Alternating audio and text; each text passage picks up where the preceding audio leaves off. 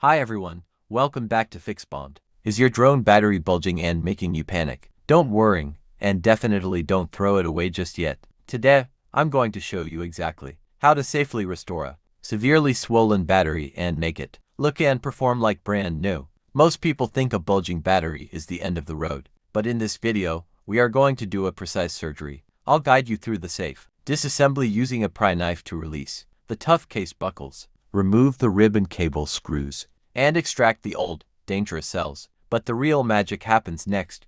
We are replacing them with a premium, high-rate, grade 4400 mAh cell that fits perfectly into the original housing. I'll show you why selecting the right cell size and maintaining strict insulation using the original plastic sheets is critical too, preventing deadly short circuits from soldering to the satisfying click of the case locking back into place. And finally, connecting it to the computer for data debugging and calibration. This is a complete masterclass. If you want to save your expensive batteries safely, this is the video you've been waiting for.